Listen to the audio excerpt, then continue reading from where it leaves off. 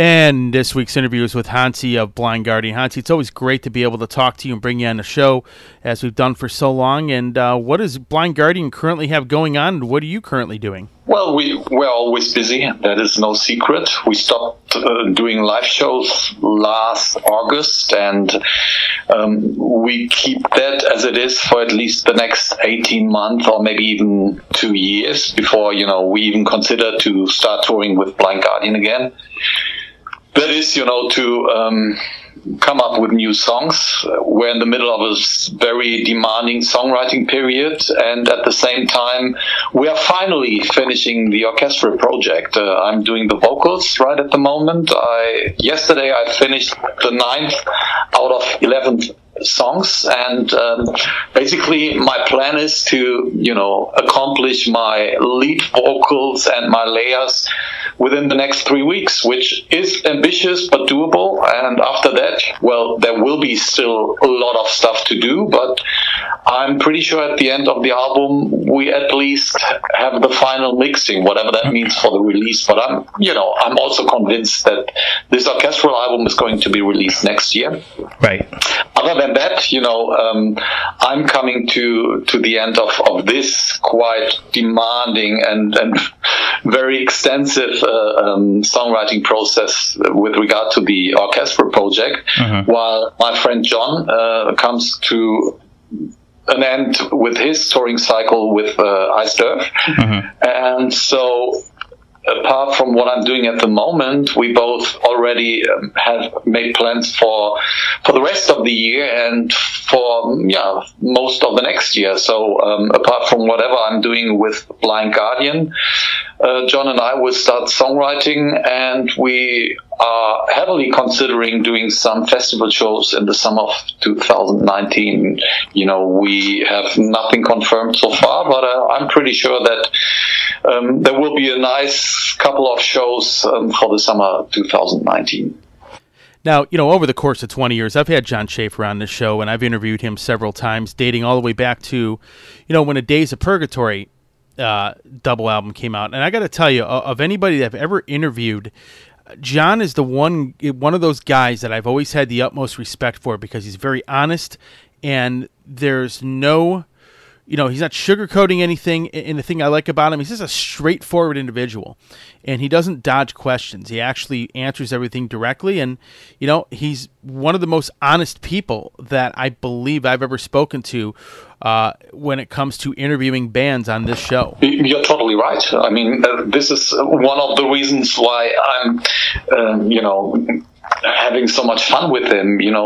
There's no surprising, he literally, carries his words on his tongue, and, he expresses himself very well, and, as well, he's a very, very smart guy, apart from the point that he's very warm-hearted on the other hand.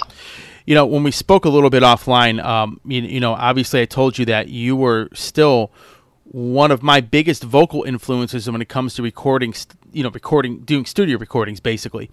And what was interesting is that I get a lot of my vocal layering technique from you and what you do with Blind Guardian. And, for me, I've always been like, I already know what I'm going to do, but I always go in there and I start messing around with harmonies and maybe testing things out. But for you, how easy is it for you to do this now that you've been doing it a very long time? Obviously, with the big choirs and everything that you have going on, it does take some thought to really go into that. I mean, at least for me and the projects and stuff that I record on, that vocal layering really does take a lot of thought on my part. But for you, do you have stuff in mind as far as when you go into the studio, hey, these vocal harmonies are going to fit here and fit here? Or do you just go and record it and then kind of, try different things out and see what works the best? Yes, I pre-record all this stuff, so I have a pretty good idea of what I'm supposed to do during the day. But still, due to the excitement when doing songwriting, that's the magic moment always has a big influence there.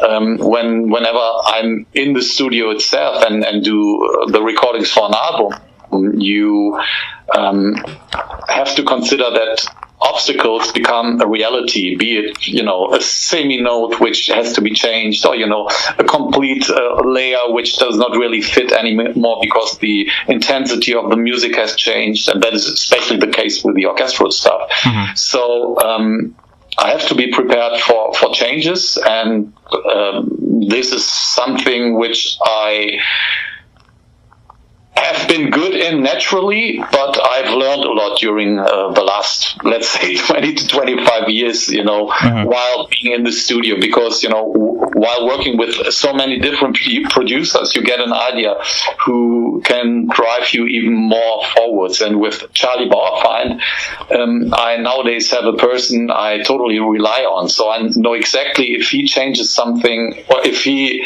intends to have something changed in my vocal layers, then it is a necessity, and there's not much need to discuss about.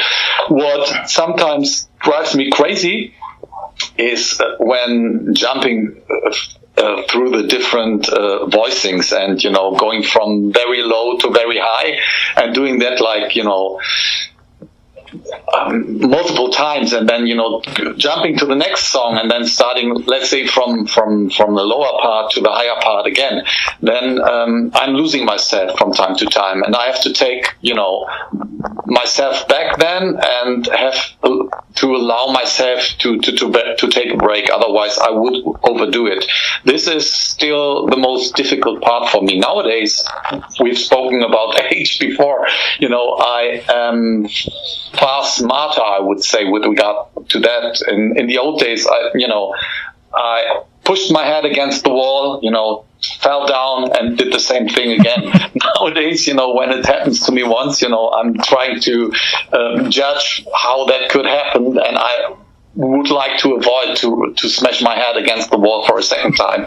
So with the experience, you know, I learned to maintain in the studio, and with regard to Blind Guardian, but also to Demons and Wizards, I just figured that none of the productions and none of the songwriting can be seen as a short distance run. And I always have to, you know, consider it long distance, and that, you know, a record will not be done in one day, and, you know, I will not succeed within one day. That is the lesson I've learned over the years, and I'm fine with that. And as said, since I prepare myself properly before a session, you know, I can do that for days and days and days, and weeks and weeks and weeks. It's different in comparison to a live appearance, for example. Mm-hmm. I went on stage for, you know, any of the tourings of the last albums. Doing more than 4 shows is quite a challenge, you know, back to back. But being in the studio for 10 days or 12 days and singing for, let's say, 3 to 4 hours, I don't do more anymore. You know, and back in the days, I did go for 6 or 7 hours sometimes, but I do not do that anymore. But I could, you know, keep my condition in a fairly strength status for at least 12 to 14 days mm-hmm. before I need a little break. And the break usually is not more than 3 or 4 days, and then I continue.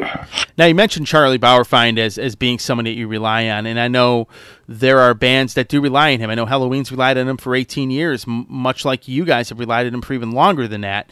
And, you know, to me, it's, you know, talking to another producer, this is something that's lost with a lot of bands these days. And, you know, you obviously keep him in the fold, and he helps guide the direction of the band, you know, as far as, you know, the production goes and things like that.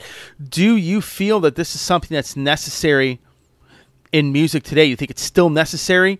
You know, not as many bands are doing it, but in my opinion, it's been lost. What do you think? Yeah, I feel very privileged about the situation, because I agree 100%. I see that, or I listen to many albums, and, you know, it becomes visual to me when a producer is involved, especially a producer who is inspired by a band or not. That is so obvious. And I understand why bands are doing it, because it's a lack of money, basically. But I said, I feel totally privileged to, have the opportunity to work with a person like Charlie. For us as a band, since we are, driven by, creating the perfect album, everyone in the band is, we need someone who conducts us. And Charlie himself, he's very ambitious with any of the projects he's involved in. So he won't let you go before he does not think, well, that's the maximum which you can accomplish at the moment. Mm-hmm. And I totally appreciate that. To say so, when we're on tour, we need a conductor, and that would be our drummer, Frederick, without any doubt. He is the driving force, and he keeps us together very well. In a new situation like, songwriting to production, you need someone else, because even Frederick then is not so deep into the subject that he can, completely fulfill this position. But that's what we actually need a producer for. And John and I, when we speak about Demons and Wizards, possible next Demons and Wizards album, it's the same. We will produce the album ourselves, but we need at least a strong engineer who's capable, in pushing us to the limit, basically. And that's what these people are there for. There's a saying, I don't know if it's just amongst us, but I think there is a ultimate truth in it. Any individual and any artist can accomplish 70% in terms of production quite easy. That's doable with a decent amount of money and with a decent amount of time. Almost every artist can achieve that. But going further, and that's at least the aim in Blind Guardian and also for Demons and Wizards, every step you do up from that is painful and very demanding. Mm-hmm. So, the infamous Orchestral Album we've been talking about for quite a long time now. Obviously, you talked about moving forward with that, and that possibly coming out, maybe in the next year or two. I know it's going to sound different, because it's going to be different kind of music. But let's talk about that. Talk about this Orchestral Album that Blind Guardian is looking to put out, and give us some background and insight, what it sounds like, and where you guys are at with it right now. We're in a total development phase with that. Even, the concrete direction for the concept, even though I finished nine songs lyrically and vocally, that has still some open gaps. It is going to be a mystery fantasy story related in the loose history of the 17th century. That's what I can tell already. Mm-hmm. And there will be a lot of bizarre creatures. Musically, it is Blind Guardian music without Blind Guardian instruments. That's more or less all I can say. You will immediately catch the spirit of our songwriting and the magic of our melodies, which is all over the place. And yeah, there's a lot of Hansi singing, quite different characters this time. So even the voice, is the same, but it switches a little bit, just to comfort the story. So that might be the biggest difference in terms of songwriting. What can I say? It started in 1998 when we did, or 1997 when we were about to finish the songwriting for Nightfall and Middle-earth. We came up with 2 songs, which would have fitted into the album, but they lacked heavy instrumentation. So we felt, well, instead of involving heavy instruments, it might make sense to keep it as it is, because the songs, they occurred completely ready for us, but they did not fit into the Nightfall's concept due to the lack of metal instruments. So we said, well, we keep that and look out for songs like this. If some of these songs come up, we do an orchestral album one fun day. And ever since, I failed to announce the exact date. 10 years ago, I was pretty sure the album would come out fairly soon. 15 years ago, 5 years ago, I thought the same. And, now I'm almost convinced, but since I failed so many times, I do not even dare to say it certainly will come out next year, which seems to be a fact. But since I've been wrong so many times, I'm really cautious here. Yet, I'm almost done, as said. It is very, very soundtrackish, like orchestral music, but as I said, it's all individual, and it all contains a lot of my singing. Now, I remember back in 1998 when you and I first talked 20 years ago, and it's when I first started doing the show, and, we had talked about, you guys are pretty popular in Europe. You guys had a pretty good following in Japan, South America, a lot of other places, but you hadn't really broken into the U.S. market yet. And, what's interesting is that now when I go and see you, Blind Guardian went from being a band that, pretty much nobody knew about, and a lot of the metal bands from back then, same thing with Gravedigger too. When you guys came over and played together back in 2015, there were people walking in there with kilts or people walking in with Blind Guardian shirts on, and you guys pretty much sold the venue out that held about 1,000 people. But before, I remember the first tour you did, you didn't sell as much, obviously, but your fan base has grown over here. And for you guys, what was the turning point for you as far as your U.S. audience goes? Because I remember Nightfall Middle Earth came out, and it wasn't released here in the U.S. It didn't come out in the U.S. until about a year later. But obviously, you guys have gained a fan base over here in the States. And what was the turning point for you to help that grow? Well, basically, it goes back to Central Media and John again, because John convinced me that there is a metal scene in the States, and what is it? Snow White. It just needed the kiss, to get rid of the apple, and then he was pretty sure that a lot of people would be interested in Blind Guardian. So he established the contact to Central Media. I pushed my record company, Virgin Records back then, to do that license deal with Central Media, and ever since. I just figured that there is a strong metal market in the US. Of course, the mechanisms in the US are different because it's such a big country, and mainstream means something different than it does in Europe, or especially in Germany, for example. So the traditional metal may never become mainstream again, leaving the success of Iron Maiden or Judas Priest out. But we felt that there was a high need and a high demand for a band like Blind Guardian. So that changed my complete perspective of the market, of course. When talking to people and when figuring that there is an interest, the opportunity to play in the US, was given short after. And of course, as a rock musician, any rock musician would take that chance. And we started doing our first tour in the US in 2002. We first have been invited by the Rock Power Festival, but along with that came the first tour, which we played with Symphony X.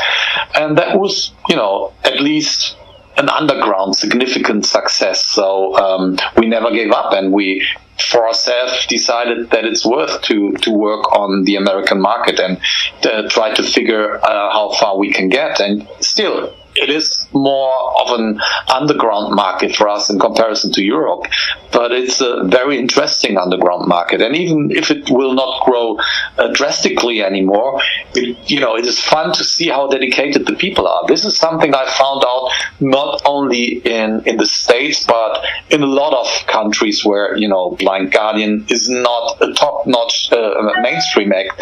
The people, the crowds in these countries are maybe even more dedicated, and they are so into the bands, it would be an offense against them not to come over and play for them. It's interesting because I point back to that first tour that you guys did, and Symphony X was kind of in the same boat. Even though they were from the States, they didn't have a huge fan base here, but you guys came over here, you played together. Obviously, Symphony X, a much different band than Blind Guardian, even though still very, very good. And it seemed that tour, after that tour happened, the fan bases of both bands here in the U.S. grew considerably. Yeah, that's for sure. I mean, it's different music. The approach is completely different. But I was happy to see that a band like this, would make it in the US and even here in Europe. So, I mean, they're great musicians. There's no doubt about that. And the tour, as said, can be considered to be a success. A lot of people talk about heavy metal guitar players. There's a lot of names that are always thrown out, but the one guy that I and member of your band that never really seems to get a lot of recognition is Andre. And I say that because you don't really see him mentioned much basically along with other really great guitar players. And I think this guy, in my opinion, is one of the most underrated guitar players in heavy metal, and it just baffles me that he's not mentioned more, at least over here in the US. I don't know what it's like in Europe, but I know in the US, when people talk about guitar players, I never hear this man's name, and I really think he's one of the most underrated people in heavy metal. Well, he's my partner, and I know how good he is in songwriting, and I know how picky he is about his guitar, so he will be happy to hear that. Even though he at least here in Europe, I can say that he has a strong reputation amongst guitarists, for his precision. He's a fantastic orchestrator and lead guitars, almost like I'm doing with the vocals. He's more or less doing the same with the guitars. But what I totally think is that he's underrated as a rhythm guitarist, because he cannot only play very cool riffs, he is so precise, when playing rhythm guitars. I don't know a lot of other guitarists which can do that. I mean, it is really impressive. He's not Tony Iommi, don't get me wrong, and he's not John Shaffer, but with regard to rhythm guitars, but he is really, really strong there as well. So in the combination, he might be the strongest European guitarist. Well, the real test is always live. When you watch somebody play live, and I remember sitting in front of the stage in the pit, the photo pit, taking pictures of you guys, and I was mainly on the side of the stage that he was on, and I watched this man play on stage. One, he didn't really mess up very much, and I'm a guy that's very keen on picking up on that. And two, the man just blew my mind with his guitar playing on stage. I mean, the guy's really that good, and it's just a shame nobody mentions him, because I think the guy, from a live perspective as well, just is just awesome. Yeah, he does not make a lot of mistakes, that's for sure. No, as said, he's very picky. When doing his guitar orchestration and stuff like this, he almost needs the same time I do for vocals, and that means something, because I take a lot of time for my vocals.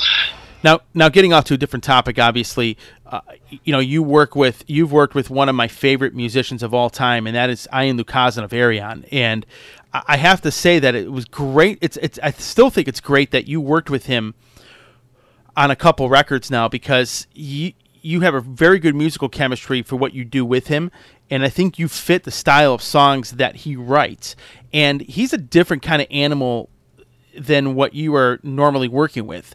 And let's talk a bit about working with Ian Lucasen and the last Ariane album, and what kind of guy he is like to work with, in comparison to what you guys are normally doing. Well, I mean, he is a character. He's a very strong and warm-hearted person again. He is a multi-instrumentalist. I mean, that gets very close to genius, I have to say. He plays a few instruments on a very, very high level. When he designs his songs, he is as precise as Blind Guardian, I would say. It's a different type of songwriting, of course. But what amazes me the most, and I've worked with a lot of different musicians, especially when it comes to vocals, he is the only musician I know who's not a native vocalist and has the vocals exactly in mind, and who has an exact idea who's supposed to sing what. So he might be the rare breed who, you know, where a composer really composes something for the vocalist. Other composers just say it, you know. That's at least my experience. You know, in general, there's more work. You know, with whomever you work, I as a vocalist need to explore the dimension of this musician and try to bring myself into it by inventing it or by discovering where I could bring myself in. But that's not necessary when working with Ariane. Ariane really, you know, designs the songs, and you just have to, you know, follow his instructions and you will do good. You know, for me, every musician that I've ever worked with, I always take something from them. I learn something new from them. And you have obviously done a lot of guest appearances on some records, and you know, is there anything that you take with you, anything you learned from any of these guys? Like, say when you worked with Ian Lucas of Ariane, is there anything you learned as far as working with him goes? Anything that you, when working with somebody, you take back, hey, I'm going to try this, or I learned this? There's always a little bit, yes, but I mean, I think that's the nature of things, you know, trial and error. Whenever I get something and I commit myself to it, I try to do it the best way, and I also try to do it the way I would guess these persons would like to, you know, have me appearing in their stuff. Right. And by doing that, by adjusting myself to a different art, I'm learning something. And, you know, I could not put my finger into the wound where exactly am I learning what, but, you know, there's always something. Yeah, I'm going to go back in time again a little bit, because I have to say one of the people that I had on this radio show very early on in his career was Tobias Salmon of Edguy. And back in 1998, again, he was a guy that I had on the radio show, and you sang on the Vainglory Opera album. And obviously he's gone on to do some really great things and has done some amazing things with the Avantasia, the subsequent Edguy albums, and even singing on that Ariane album that you just did. And, you know, let's go back in time a little bit. Describe what it was like to really work on that Vainglory Opera album with a very young Tobias Sammet and a very young group of guys in Edguy. Well, as far as I remember, I might be wrong. We haven't even met in person, because I was in contact with the CEO of his record company, who contacted me, and he said, well, I have a band and there are a bunch of Blind Guardian fans in the band. Obviously it has not been Tobias who's more into the falsetto sort of vibrato vocalist, and for him we were a little too harsh and a little too heavy, but there were some people in the band who really loved Blind Guardian, and they would have loved, you know, to have anyone of Blind Guardian involved in one of their albums. And I said, well, you know, send me the stuff and I check if it's interesting for me or not. So I got the stuff and I liked it from the beginning. And Tobias called me some days later after I received it, and we had a, you know, nice casual discussion. And, you know, he impressed me as a person. I mean, there's no doubt about that. You know, he was really ambitious. He, as the whole band, got his stuff together. That was impressive for the time and for their age, for sure. So he asked me, you know, to help them out with some vocals, and he was interested in how I did my vocal layers. And I said, well, send me any of your songs, and, you know, I'm trying to explain what I'm doing. And I did, you know, we did that by phone. I just said, well, you know, whatever you've learned and, you know, whatever producers told you, forget about it and try to do it this way and that way, and this is how I would do it. And, you know, I don't care for cross voicings. I do not care if there are any voices which, you know, have the same notes in or not, and, you know, then cross again. Just go for it, and, you know, this would be a layer I could imagine would fit to, you know, what you have composed. Right. And they liked it. And back then it was, I don't even know, I think I recorded it on a 16-track analog, Fostex, something like this, and I transferred that to ADAT, and from ADAT it was transferred to their 24-track, and then they just used it. It was, it was a different time, and people did not care. I mean, when I started listening to metal in the 80s, and when we all have been, bootleg and demo collectors, no one cared for the sounding and for, mistakes in the performance or anything like that.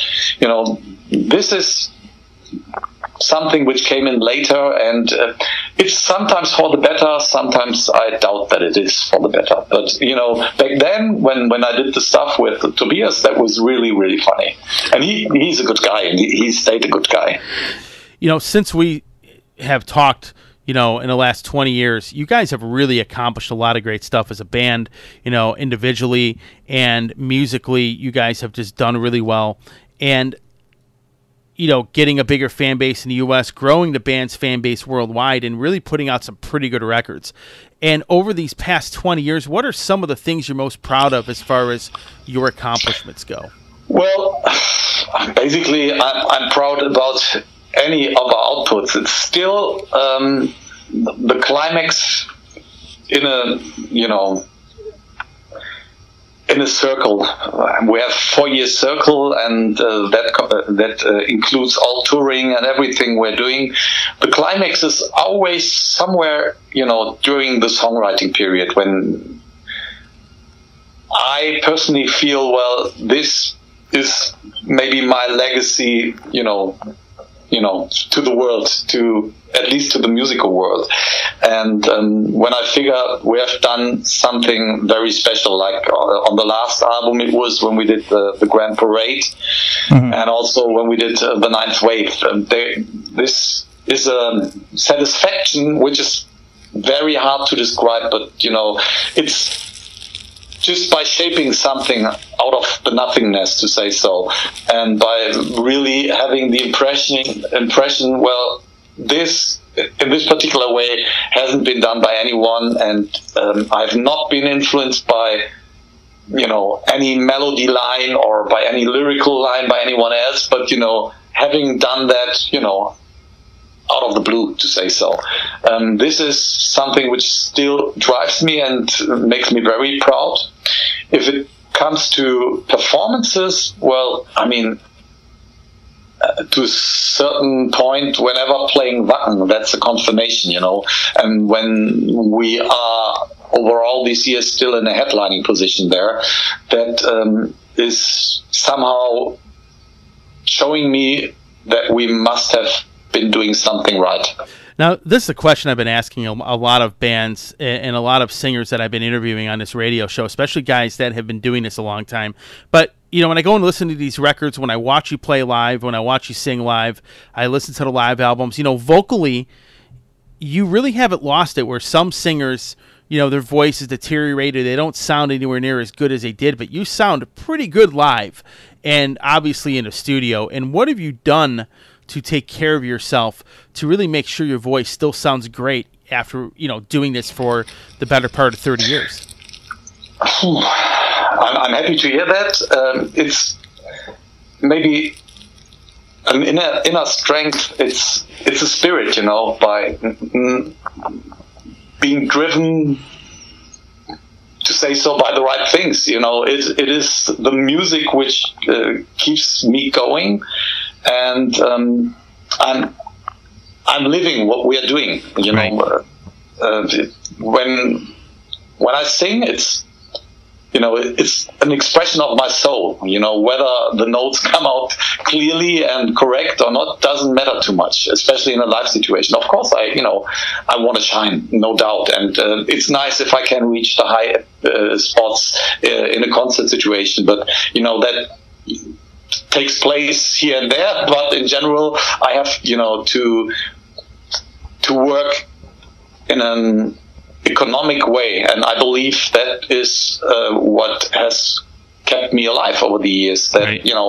I found a key to somehow shine, but on the other hand, to be in control. Still, I'm giving a lot of gas when I'm on stage, and right. I'm fairly loud, I would say. But it's still a fire which I got under control over the years. You know, Mm-hmm. sometimes I let loose a little more. Then it becomes a little more difficult the next day. Sometimes I'm under control for myself, but I take care. I take care of my voice, and I take care of myself as a human being. And that I can say about all the Blind Guardian guys. We love what we're doing musically, but we really take care. We consider that our main mission. Well, what's funny about that, though, is that, when you're playing live, you really don't need backing vocals, because pretty much every show that I've been a part of that I've seen you guys play, and even on your live albums, the whole crowd is basically your backing vocals. It's almost like you don't even need the band. Oh, yeah, I forgot about that. Thank you.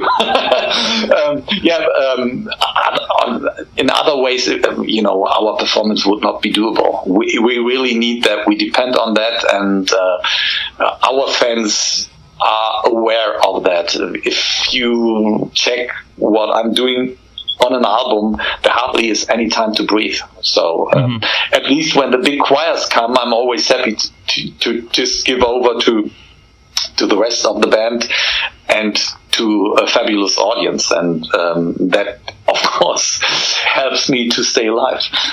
Well, Hansi, obviously it was very good to have you on my show yet again, and I always love promoting you guys. And as my last question, pretty much with all of my interviews, any last words for the fans and people that are going to be listening to this interview? Well, there will be a next Blind Guardian tour. Just keep your eyes open. I would guess that we're not on the road before 2020, but to make the long waiting a little easier for you, I can promise a lot of shows with Demons and Wizards. Hopefully we can also play some shows in the States. That would be a blast for John and me.